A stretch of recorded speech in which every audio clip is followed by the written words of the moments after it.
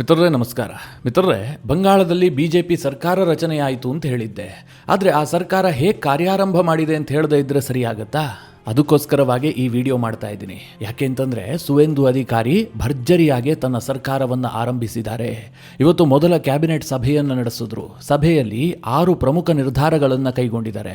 6 ನಿರ್ಧಾರಗಳು ಕೂಡ ಮಮತಾ ಬ್ಯಾನರ್ಜಿ ಅವರು ಬಂಗಾಳಕ್ಕೆ ಮಾಡಿದಂತಹ ದ್ರೋಹವನ್ನ, ಜೊತೆಗೆ ದೇಶಕ್ಕೆ ಮಾಡಿದಂತಹ ದ್ರೋಹವನ್ನ ಸರಿ ಮಾಡುವಂತಹ ನಿರ್ಧಾರಗಳೇ ಆಗಿದ್ದಾವೆ.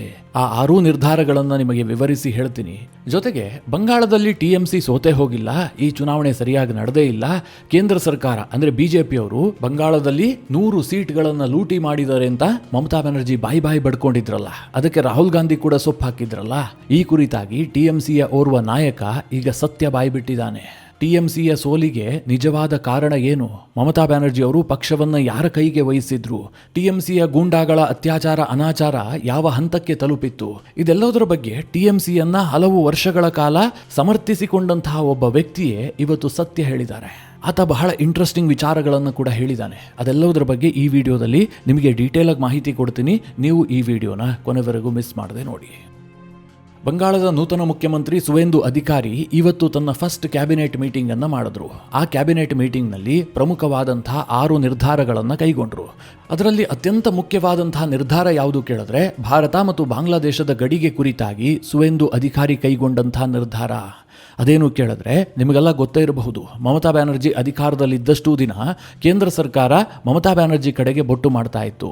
ಇವತ್ತು ಬಾಂಗ್ಲಾ ಮತ್ತು ಭಾರತದ ನಡುವೆ ಗಡಿ ಬೇಲಿಯನ್ನು ಮಾಡೋದಕ್ಕೆ ಮಮತಾ ಬ್ಯಾನರ್ಜಿ ಅಡ್ಡಿಪಡಿಸ್ತಾ ಇದ್ದಾರೆ. ನಮಗೆ ಬೇಕಾದಂತಹ ಲ್ಯಾಂಡನ್ನು ಕೊಡ್ತಾ ಇಲ್ಲ, ಹೀಗಾಗಿ ನಾವು ಬೇಲಿ ಮಾಡೋದಕ್ಕಾಗ್ತಾ ಇಲ್ಲ ಅಂತ ಆರೋಪ ಮಾಡ್ತಾ ಇದ್ರು. ಈ ಬಾರಿಯ ಚುನಾವಣೆಯಲ್ಲೂ ಕೂಡ ಇದು ಬಹಳ ಚರ್ಚೆಯಾದಂತಹ ವಿಚಾರ.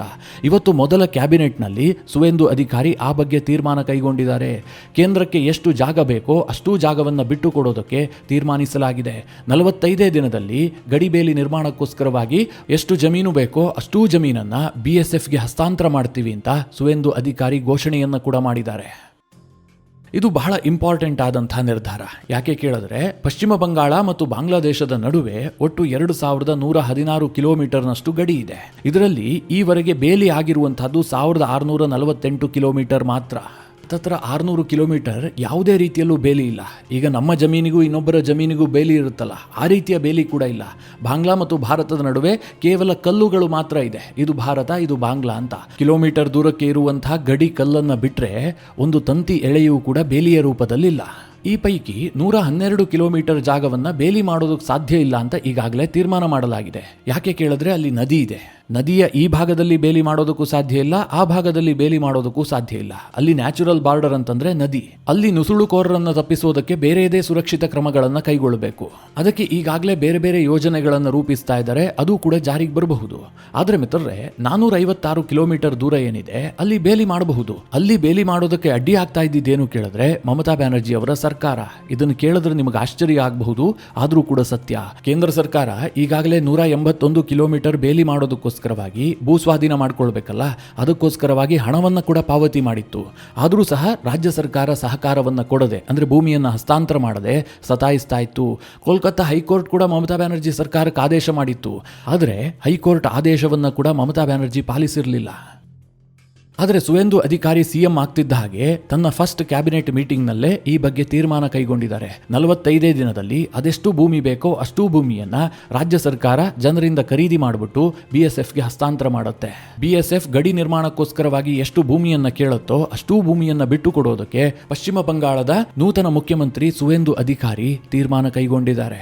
ಸುವೇಂದು ಅಧಿಕಾರಿ ತನ್ನ ಕ್ಯಾಬಿನೆಟ್ ಸಭೆಯಲ್ಲಿ ಕೈಗೊಂಡಂತಹ 2ನೇ ತೀರ್ಮಾನ ಏನು ಕೇಳಿದ್ರೆ, ಜನಗಣತಿ ಮತ್ತು ಜಾತಿ ಗಣತಿಯನ್ನ ಬಂಗಾಳದಲ್ಲಿ ಆರಂಭಿಸುವ ಕೇಂದ್ರ ಸರ್ಕಾರ ಈಗಾಗಲೇ ಆರ್ಡರ್ ಮಾಡಾಗಿದೆ. ಇಡೀ ದೇಶಾದ್ಯಂತ ಜನಗಣತಿ ಮತ್ತು ಜಾತಿ ಗಣತಿ ಒಟ್ಟೊಟ್ಟಿಗೆ ನಡೀತಾ ಇದೆ. ಆದರೆ ಪಶ್ಚಿಮ ಬಂಗಾಳದಲ್ಲಿ ಆರಂಭಗೊಂಡಿರಲಿಲ್ಲ. ದೀದಿ ಸರ್ಕಾರ ಅದಕ್ಕೂ ಕೂಡ ತಡೆಯೊಡ್ಡಿತ್ತು.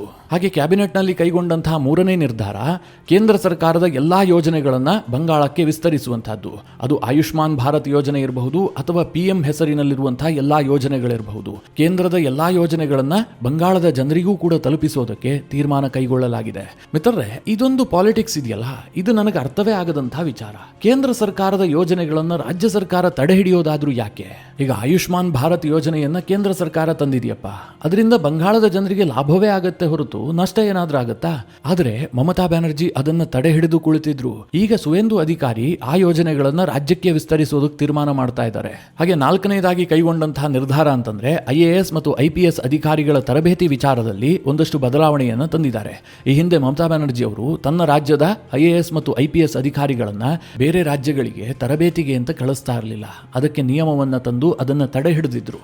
ದೀದಿಯವರ ಆ ವ್ಯವಸ್ಥೆಯನ್ನ ಈಗ ಪುನಃ ಬದಲಾಯಿಸಲಾಗಿದೆ. ಹಾಗೆ ಸರ್ಕಾರಿ ಉದ್ಯೋಗ ನೇಮಕಾತಿಗೆ 5 ವರ್ಷ ವಯೋಮಿತಿಯಲ್ಲಿ ಸಡಿಲಿಕೆ ಮಾಡಲಾಗಿದೆ. ಇದಕ್ಕೆ ಕಾರಣ ಏನು ಗೊತ್ತಾ?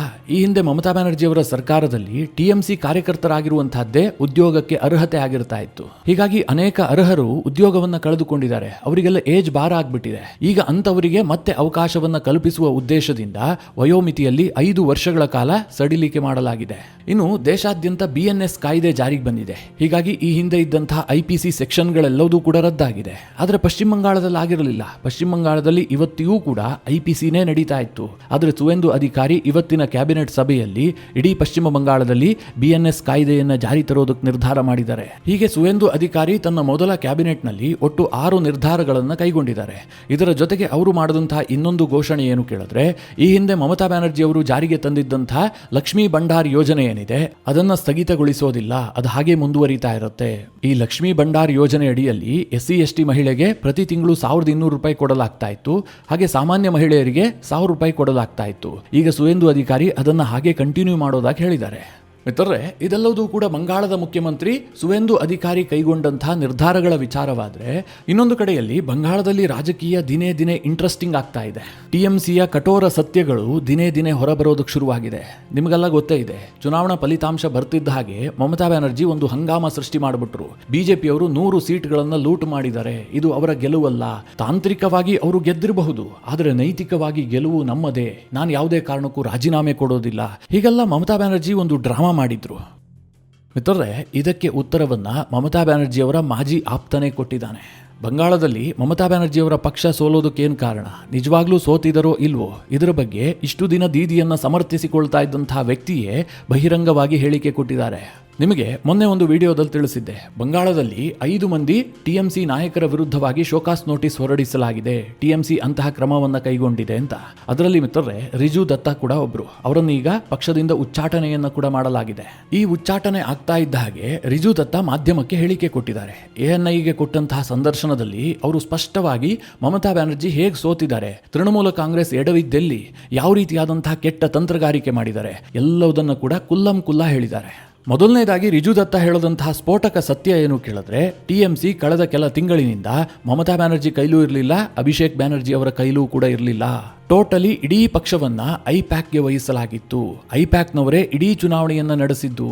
ಪಕ್ಷದ ಕಾರ್ಯತಂತ್ರಗಳೇನು, ಪಕ್ಷದಲ್ಲಿ ಯಾರಿಗೆ ಟಿಕೆಟ್ ಕೊಡಬೇಕು, ಯಾಕೆ ಕೊಡಬೇಕು, ಎಲ್ಲವುದನ್ನು ನಿರ್ಧಾರ ಮಾಡಿದ್ದು ಐಪ್ಯಾಕ್ನವರೇ. ಅಷ್ಟು ಮಾತ್ರ ಅಲ್ಲ, ಪಕ್ಷದ ನಾಯಕರು ಯಾವ ಸ್ಟೇಟ್ಮೆಂಟ್ ಅನ್ನು ಕೊಡಬೇಕು, ಎಷ್ಟು ಅಗ್ರೆಸಿವ್ ಆಗಿ ಸ್ಟೇಟ್ಮೆಂಟ್ ಕೊಡಬೇಕು, ಯಾರ ವಿರುದ್ಧವಾಗಿ ಸ್ಟೇಟ್ಮೆಂಟ್ ಕೊಡಬೇಕು, ಎಲ್ಲವುದನ್ನು ಐಪ್ಯಾಕ್ನವರೇ ನಿರ್ಧಾರ ಮಾಡ್ತಾ ಇದ್ರು. ನಾವೆಲ್ಲ ಅದನ್ನು ಫಾಲೋ ಮಾಡ್ತಾ ಇದ್ವಿ. ಇದಕ್ಕೋಸ್ಕರವಾಗಿ ಇವತ್ತು ನಮಗೆ ಈ ಸ್ಥಿತಿ ಬಂದಿದೆ. ಈ ಐಪ್ಯಾಕ್ ಸಂಸ್ಥೆ ಟಿಕೆಟ್ಗಾಗಿ ನನ್ನ ಬಳಿಯಲ್ಲೂ ಕೂಡ ದುಡ್ಡು ಕೇಳಿತ್ತು. 50 ಲಕ್ಷ ಕೊಟ್ಟರೆ ಮಾತ್ರ ಟಿಕೆಟ್ ಅಂತ ಹೇಳಿದ್ರು. ಆದರೆ ನನಗೆ ಟಿಕೆಟ್ ತಪ್ಪಿ ಹೋಯಿತು. ನನ್ನ ಬಳಿಯಲ್ಲಿ 50 ಲಕ್ಷ ಇರಲಿಲ್ಲ. ತಾಯಿ ಮತ್ತು ಹೆಂಡತಿಯ ಚಿನ್ನ ಮಾರ್ಬಿಟ್ಟು ದುಡ್ಡು ಕೊಡಬೇಕಾಗಿತ್ತು. ಆದರೆ ದೇವರು ನನ್ನನ್ನು ಕಾಪಾಡಿದಾನೆ. ಒಂದು ವೇಳೆ ನಾನೇನಾದ್ರೂ ಹಣ ಕೊಟ್ಟು ಚುನಾವಣೆಗೆ ನಿಂತಿದ್ದೆ ಆಗಿದ್ರೆ ಇವತ್ತು ಬೀದಿಯಲ್ಲಿ ನಿಂತಿರ್ತಾ ಇದ್ದೆ. ಪಕ್ಷದ ನಾಯಕರಿಂದ ವಿಪರೀತವಾಗಿ ಐಪ್ಯಾಕ್ನವರು ಹಣ ಲೂಟಿ ಮಾಡಿದ್ದಾರೆ. ಇಡೀ TMC ಪಕ್ಷವನ್ನ ಐಪ್ಯಾಕ್ಗೆ ವಹಿಸಿಕೊಂಡು ನಾವು ಸುಮ್ಮನೆ ಕೂತಿದ್ದೆ ನಮ್ಮ ಸೋಲಿಗೆ ಮುಖ್ಯ ಕಾರಣ. ಎರಡನೇದಾಗಿ ಐಪ್ಯಾಕ್ ಮೇಲೆ ED ಕೇಸ್ ಇದೆ. ಜೊತೆಗೆ ಐಪ್ಯಾಕ್ ಮೇಲೆ ED ರೈಡ್ ಆದಂತಹ ಸಂದರ್ಭದಲ್ಲಿ ಮಮತಾ ಹೋಗಿ ದಾಖಲೆಗಳನ್ನು ವಶಪಡಿಸಿಕೊಂಡ ಕಾರಣದಿಂದಾಗಿ ಇವತ್ತು ಮಮತಾ ಬ್ಯಾನರ್ಜಿ ಅವರ ಮೇಲೂ ಕೂಡ ಕೇಸ್ ಇದೆ. ನಾಳೆ ಐಪ್ಯಾಕ್ನವರು ತಪ್ಪಿಸಿಕೊಳ್ಳಬಹುದು. ಆದರೆ ಮಮತಾ ಬ್ಯಾನರ್ಜಿ ಸ್ವಲ್ಪ ಕೇಸ್ ಆ ಕಡೆ ಈ ಕಡೆ ಆದರೂ ಕೂಡ ಜೈಲಿಗೆ ಹೋಗ್ತಾರೆ. ಅಂತಹ ಕೆಟ್ಟ ಸ್ಥಿತಿಯನ್ನ ಮಮತಾ ಬ್ಯಾನರ್ಜಿ ಅವರು ಎದುರಿಸಬೇಕಾಗುತ್ತೆ ಅಂತ ರಿಜು ದತ್ತಾ ಸ್ಫೋಟಕ ಹೇಳಿಕೆ ಕೊಟ್ಟಿದ್ದಾರೆ. ಎರಡನೇದಾಗಿ ರಿಜು ದತ್ತಾ ಹೇಳ್ತಾರೆ, ಇವತ್ತು ಬಂಗಾಳದ ಜನ ದೀದಿಯನ್ನು ತಿರಸ್ಕಾರ ಮಾಡಿದ್ದಾರೆ. ಅದರಲ್ಲೂ ಕೂಡ ಮಹಿಳೆಯರೇ ತಿರಸ್ಕಾರ ಮಾಡಿದ್ದಾರೆ. ಇದಕ್ಕೆ ಕಾರಣ ಏನು ಕೇಳಿದ್ರೆ TMCಯ ಗೂಂಡಾಗರ್ದಿ. ಇವತ್ತು TMCಯಲ್ಲಿ ಕೆಳ ಹಂತದಲ್ಲಿ ಯಾವ ಮಟ್ಟಿನ ಗೂಂಡಾಗಿರಿ ಇತ್ತು ಅಂತಂದ್ರೆ ಊಹೆ ಮಾಡೋದಕ್ಕೂ ಸಾಧ್ಯ ಇಲ್ಲ. ಮಹಿಳೆಯರ ಮೇಲೆ ಅದೆಷ್ಟೋ ಅತ್ಯಾಚಾರ ಅನಾಚಾರ ನಡೆದು ಹೋಗ್ಬಿಟ್ಟಿದೆ. ಹೀಗಾಗಿ ಮಹಿಳೆಯರು ರೊಚ್ಚಿಗೆದ್ದಿದ್ರು. ಅಂತಹ ನೊಂದ ಮಹಿಳೆಯರ ಸ್ವಾಭಿಮಾನವನ್ನ ದೀದಿಯ ಲಕ್ಷ್ಮೀ ಭಂಡಾರ್ ಯೋಜನೆ ಇದೆಯಲ್ಲ, ಇದರಿಂದ ಖರೀದಿ ಮಾಡೋದಕ್ಕೆ ಸಾಧ್ಯ ಇಲ್ಲ. ಹೀಗಂತ ಹೇಳುವ ಮೂಲಕ ಟಿಎಂಸಿ ಯಾವ ಹಂತದ ಗೂಂಡಾಗಿರಿ ಮಾಡಿತ್ತು ಅನ್ನೋದನ್ನ ರಿಜು ದತ್ತಾ ಬಹಿರಂಗಗೊಳಿಸಿದ್ದಾರೆ. ಮಿತ್ರರೇ, ಕೆಲವರು ಕರ್ನಾಟಕದಲ್ಲಿ ಕೂತ್ಕೊಂಡು ದೀದಿಯನ್ನು ಸಮರ್ಥಿಸಿಕೊಳ್ತಾ ಇರ್ತಾರೆ. ಈ ಗೂಂಡಾಗಿರಿಯೆಲ್ಲ ಸುಮ್ಮನೆ ಅವರು ಪ್ರಜಾತಂತ್ರ ವ್ಯವಸ್ಥೆಯಲ್ಲಿ ಚುನಾವಣೆಯನ್ನು ಎದುರಿಸಿದ್ರು, ಇದೆಲ್ಲ ಬಿಜೆಪಿಯ ಪ್ರಚಾರ ತಂತ್ರ ಅಷ್ಟೇ, ಹೀಗೆಲ್ಲ ಕೆಲವರು ದೀದಿಯನ್ನು ವಿಪರೀತವಾಗಿ ಸಮರ್ಥಿಸಿಕೊಳ್ತಾ ಇರ್ತಾರೆ. ಆದರೆ ಚುನಾವಣಾ ಫಲಿತಾಂಶ ಬಂದ ಬಳಿಕ ಬಂಗಾಳದಲ್ಲಿ ಯಾವ ಮಟ್ಟಿನ ಗೂಂಡಾಗಿರಿ ಇತ್ತು, ಟಿಎಂಸಿ ಅದೆಂತಹ ಅಟ್ಟಹಾಸ ಮಾಡ್ತಾ ಇತ್ತು, ಅಲ್ಲಿನ ಜನರ ಮೇಲೆ ಎಷ್ಟೊಂದು ದೌರ್ಜನ್ಯ ನಡೆದಿದೆ ಅನ್ನೋದನ್ನ ಬಂಗಾಳದ ಜನ ಬಹಿರಂಗಗೊಳಿಸ್ತಾ ಇಲ್ಲ. ಟಿಎಂಸಿಯ ನಾಯಕರೇ ಬಹಿರಂಗವಾಗಿ ಹೇಳ್ತಾ ಇದ್ದಾರೆ, ನಮ್ಮ ಸೋಲಿಗೆ ಇದೇ ಕಾರಣ, ದೀದಿ ಇದಕ್ಕೆಲ್ಲ ಕಡಿವಾಣ ಹಾಕದೇ ಇರೋದೇ ಜನರನ್ನ ಈ ಪರಿಯಾಗಿ ಆಕ್ರೋಶಿತರನ್ನಾಗಿ ಮಾಡಿಬಿಟ್ಟಿದೆ, ಅದು ಬಿಜೆಪಿಯನ್ನ ಗೆಲ್ಲಿಸಿದೆ ಅಂತ. ಮಿತ್ರರೇ, ರಿಜು ದತ್ತಾ ಅವರ ಮಾತು ಇಲ್ಲಿಗೆ ನಿಲ್ಲೋದಿಲ್ಲ. ಇದಕ್ಕೆ ಮುಂದುವರೆದು ಹೇಳ್ತಾರೆ, ಇವತ್ತು ಸುವೇಂದು ಅಧಿಕಾರಿಯವರ ಗ್ರಾಫ್ ಶೀಟ್ ಇದೆಯಲ್ಲ, ಅದು ಬಹಳ ಉತ್ತಮವಾಗಿದೆ. ರಾಜಕೀಯದಲ್ಲಿ ಅವರಿಗೆ ಸರಿಸಮವಾದಂತಹ ವ್ಯಕ್ತಿಯೇ ಇಲ್ಲ ಅನ್ನುವ ಹಂತಕ್ಕೆ ಅವರು ಬೆಳೆದು ನಿಂತಿದ್ದಾರೆ. ಸುವೇಂದು ಅಧಿಕಾರಿ ಅಧಿಕಾರಕ್ಕೆ ಬಂದ ಮೇಲೆ ಏನು ಮಾಡಿದರೋ ಇಲ್ವೋ ಗೊತ್ತಿಲ್ಲ, ಆದರೆ 5,000ಕ್ಕೂ ಹೆಚ್ಚು ಟಿಎಂಸಿ ಕಾರ್ಯಕರ್ತರ ಪ್ರಾಣ ರಕ್ಷಿಸಿದ್ದಾರೆ. ಚಂದ್ರನಾಥ ರಥ್ ಹತ್ಯೆ ಆಗ್ತಿದ್ದ ಹಾಗೆ ಸುವೇಂದು ಅಧಿಕಾರಿ ಆಸ್ಪತ್ರೆಯಿಂದ ಹೊರಬಂದು ಇದಕ್ಕೆ ನಾವು ಪ್ರತೀಕಾರ ತೀರಿಸ್ಕೊಳ್ತೀವಿ ಅಂತ ಒಂದು ಮಾತು ಹೇಳಿದ್ದೇ ಆಗಿದ್ರೆ ಬಂಗಾಳದಲ್ಲಿ ಆ ರಾತ್ರಿ 5,000ಕ್ಕೂ ಹೆಚ್ಚು ಟಿಎಂಸಿ ಕಾರ್ಯಕರ್ತರ ಹತ್ಯೆ ಆಗಿಬಿಡ್ತಾ ಇತ್ತು. ಆದರೆ ಸುವೇಂದು ಅಧಿಕಾರಿ ಅದನ್ನು ಹೇಳಿಲ್ಲ. ಕಾನೂನಿನ ಪ್ರಕಾರ ಕ್ರಮ ಆಗತ್ತೆ, ಯಾರೂ ಕೂಡ ಕಾನೂನನ್ನು ಕೈಗೆತ್ತಿಕೊಳ್ಳಬಾರದು, ಶಾಂತಿಯನ್ನು ಕಾಪಾಡಬೇಕು ಅಂತ ಕರೆ ಕೊಟ್ಟರು. ಹೀಗಾಗಿ ಟಿಎಂಸಿ ಕಾರ್ಯಕರ್ತರ ಮೇಲೆ ಯಾವುದೇ ದಾಳಿ ಆಗಿಲ್ಲ. ಇದು ಬಿಜೆಪಿ ಆಡಳಿತಕ್ಕೂ ಮತ್ತು ಟಿಎಂಸಿ ಆಡಳಿತಕ್ಕೂ ಇರುವಂತಹ ವ್ಯತ್ಯಾಸ, ಹೀಗಂತ ರಿಜು ದತ್ತಾ ಹೇಳಿದ್ದಾರೆ. ಹಾಗೆ ರಿಜು ದತ್ತಾ ಇನ್ನೊಂದು ಸ್ಫೋಟಕ ಸತ್ಯ ಹೇಳಿದ್ದಾರೆ. ಇವತ್ತು ಟಿಎಂಸಿ ಸೋತ್ ಹೋಗಿದೆ. 2029ಕ್ಕೆ ವೆಸ್ಟ್ ಬೆಂಗಾಲ್ನಲ್ಲಿ ಲೋಕಸಭಾ ಚುನಾವಣೆ ಬರುತ್ತೆ. ಆಗ ನಮ್ಮ ನಾಯಕರು ಯಾವ ಮುಖ ಇಟ್ಟುಕೊಂಡು ವೋಟ್ ಕೇಳೋದಕ್ಕೆ ಹೋಗ್ತಾರೆ? ಯಾಕೆ ಅಂತಂದರೆ ಸುವೇಂದು ಅಧಿಕಾರಿ ನೇತೃತ್ವದಲ್ಲಿ ಬಂದಂತಹ ಸರ್ಕಾರ ಬಂಗಾಳದಲ್ಲಿ ಸಾಕಷ್ಟು ಅಭಿವೃದ್ಧಿ ಕೆಲಸವನ್ನು ಮಾಡುತ್ತೆ. ಯಾಕೆ ಅಂತಂದರೆ ಅದು ಹೊಸ ಸರ್ಕಾರ, ಜನರ ಭರವಸೆಯನ್ನು ಗಿಟ್ಟಿಸೋದಕ್ಕೋಸ್ಕರವಾಗಿ ಖಂಡಿತವಾಗ್ಲೂ ಟಿಎಂಸಿಗಿಂತ 1000 ಪಟ್ಟು ಬೆಟರ್ ಗವರ್ನೆನ್ಸನ್ನು ಕೊಡುತ್ತೆ. ಅಂತಹ ಸಂದರ್ಭದಲ್ಲಿ ಜನ ಯೋಚನೆ ಮಾಡ್ತಾರೆ, ನಾವ್ಯಾಕೆ ಟಿಎಂಸಿಗೆ ಓಟು ಕೊಡಬೇಕು ಅಂತ. ಹೀಗಾಗಿ ಬಂಗಾಳದಲ್ಲಿ ಟಿಎಂಸಿಯ ಅಧ್ಯಾಯ ಮುಗಿದು ಹೋಗ್ಬಿಡ್ತು ಅಂತ ಸ್ವತಃ ರಿಜು ದತ್ತಾ ಒಪ್ಕೊಂಡಿದ್ದಾರೆ. ಮೊನ್ನೆವರೆಗೂ ಕೂಡ ಇದೇ ರಿಜು ದತ್ತಾ ಬಿಜೆಪಿಯನ್ನ ಟೀಕಿಸ್ತಾ ಇದ್ರು, ಮಮತಾ ಬ್ಯಾನರ್ಜಿ ಅವರನ್ನ ವಿಪರೀತವಾಗಿ ಸಮರ್ಥಿಸಿಕೊಳ್ತಾ ಇದ್ರು, ಪಕ್ಷದ ವಕ್ತಾರರಾಗಿ ಕೆಲಸ ಮಾಡ್ತಾ ಇದ್ರು. ಆದರೆ ಇವತ್ತು ಟಿಎಂಸಿಯಲ್ಲೇ ಇವರೆಲ್ಲ ತಿರುಗಿ ಬಿದ್ದು ಟಿಎಂಸಿಯ ವಿರುದ್ಧ ಮಾತನಾಡ್ತಾ ಇದ್ದಾರೆ. ಪಕ್ಷ ಇವರನ್ನ ಉಚ್ಚಾಟನೆ ಮಾಡಿದೆ. ಈ ಸಂದರ್ಭದಲ್ಲಿ ಮಾಧ್ಯಮದವರು ರಿಜು ದತ್ತಾಗೆ ಒಂದು ಪ್ರಶ್ನೆ ಕೇಳ್ತಾರೆ, ನೀವೇನಾದ್ರೂ ಬಿಜೆಪಿ ಸೇರ್ಕೊಳ್ತೀರಾ ಅಥವಾ ಟಿಎಂಸಿಯ ನಾಯಕರು ದೊಡ್ಡ ಸಂಖ್ಯೆಯಲ್ಲಿ ಬಿಜೆಪಿಗೆ ಸೇರ್ತಾರಾ ಅಂತ. ಅದಕ್ಕೆ ಅವ್ರು ಹೇಳ್ತಾರೆ, ಬಿಜೆಪಿಯವರು ಈಗಾಗಲೇ ಟಿಎಂಸಿ ನಾಯಕರಿಗೆ ಬಾಗಿಲು ಹಾಕಿಬಿಟ್ಟಿದ್ದಾರೆ, ಇನ್ನು ಬಿಜೆಪಿಗೆ ಹೋಗೋದಕ್ಕೆ ಸಾಧ್ಯ ಇಲ್ಲ. ಈಗಾಗಲೇ ತುಂಬಾ ಜನ ಬಿಜೆಪಿಯನ್ನ ಸೇರೋದಕ್ಕೆ ತುದಿಗಾಲ್ನಲ್ಲಿ ನಿಂತಿದ್ದಾರೆ, ಆದ್ರೆ ಅವರು ಸೇರಿಸ್ಕೊಳ್ತಾ ಇಲ್ಲ ಅಂತ. ಅಲ್ಲಿಗೆ ಬಂಗಾಳದಲ್ಲಿ ಮಮತಾ ಬ್ಯಾನರ್ಜಿ ಅವರ ಸ್ಥಿತಿ ಏನಾಗಿದೆ, ಮುಂದೆ ಟಿಎಂಸಿ ಸ್ಥಿತಿ ಏನಾಗಬಹುದು ಅಂತ ನೀವೇ ಊಹೆ ಮಾಡಿಕೊಳ್ಳಿ. ಮಿತ್ರರೇ, ಇದಿಷ್ಟು ಬಂಗಾಳದಲ್ಲಿ ಇತ್ತೀಚಿನ ಕೆಲ ಬೆಳವಣಿಗೆಗಳ ಬಗ್ಗೆ ಮಾಹಿತಿ. ಈ ವಿಚಾರವಾಗಿ ನಿಮಗೇನು ಅನಿಸುತ್ತೆ? ನಿಮ್ಮ ಅನಿಸಿಕೆ ಅಭಿಪ್ರಾಯವನ್ನು ಕಮೆಂಟ್ ಮಾಡುವ ಮೂಲಕ ನಮಗೆ ತಿಳಿಸಿ. ಹಾಗೆ ನಿಮಗೆ ಈ ವಿಡಿಯೋ ಇಷ್ಟವಾದರೆ ಲೈಕ್ ಮಾಡಿ. ಜೊತೆಗೆ ನೀವಿನ್ನೂ ನಿಮ್ಮ ನೆಚ್ಚಿನ ಸಂಸ್ಕಾರ ಸೌರಭ ಯೂಟ್ಯೂಬ್ ಚಾನಲ್ನ ಸಬ್ಸ್ಕ್ರೈಬ್ ಮಾಡಿಲ್ಲ ಅಂತಾದರೆ ಈ ಕೂಡಲೇ ಸಬ್ಸ್ಕ್ರೈಬ್ ಮಾಡಿ. ಮುಂದಿನ ಎಲ್ಲ ಅಪ್ಡೇಟ್ಗಳ ನೋಟಿಫಿಕೇಷನ್ಗಾಗಿ ಬೆಲ್ ಐಕಾನ್ ಒತ್ತಿ.